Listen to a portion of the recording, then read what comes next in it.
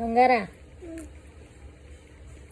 ಬಂಗಾರ ನೀವು ಓದ್ಬಿಟ್ಟು ದೊಡ್ಡವರಾದ್ಮೇಲೆ ಏನಾಗ್ತೀರಾ?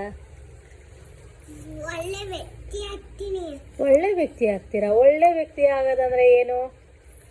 ಒಳ್ಳೆ ವ್ಯಕ್ತಿ ಆಗೋದಂತೆ ಒಳ್ಳೆ ಬುದ್ಧಿ ಕಲಿತಾನು. ಒಳ್ಳೆ ಬುದ್ಧಿ ಕಲಿಯೋದು, ಹೌದಾ? ಒಳ್ಳೆ ವ್ಯಕ್ತಿ ಆಗ್ಬಿಟ್ಟು ಏನು ಮಾಡ್ತೀರಾ?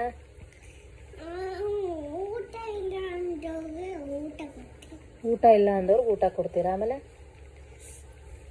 ಆಮೇಲೆ ದೇವಸ್ಥಾನ ಕಾಸು ಕೊಡಿ ಅಂತ ಇರ್ತಾರಲ್ಲ, ಅವ್ರಿಗೂ ಕೊಡ್ತೀನಿ. ಏನ ಕಾಸು. ಓ, ದೇವಸ್ಥಾನ ಹತ್ರ ಕಾಸು ಕೊಡಿ ಅಂತಾರಲ್ಲ, ಅವ್ರಿಗೂ ಕಾಸು ಕೊಡ್ತೀರಾ? ಅಂಟಿಗೂ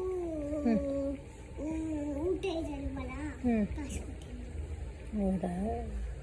ಆಮೇಲೆ ಆಮೇಲೆ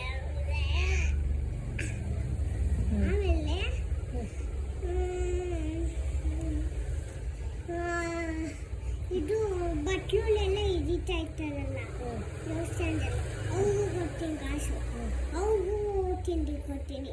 ಅದೇ ಮಳೆ ಬರ್ತದಲ್ಲ, ಅವಾಗ ಚಟ್ನಿ ಕುಯ್ದಲ್ವಲ್ಲ ವಯಸ್ಸಾದವರು, ಅದನ್ನು ಕೊಡ್ತೀನಿ. ಚಟ್ನಿನ ದುಡ್ಡು ಕೊಟ್ಬಿಟ್ಟು ಅವಾಗ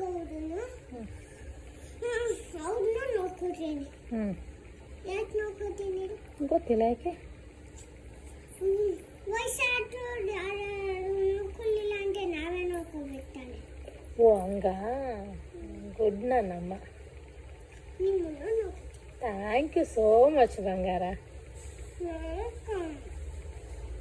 ಥ್ಯಾಂಕ್ ಯು ಸೋ ಮಚ್. ದೇವ್ರು ನಿಮಗೆ ಆಯುಷ್ ಆರೋಗ್ಯ ಕೊಟ್ಟು ಕಾಪಾಡಲಿ.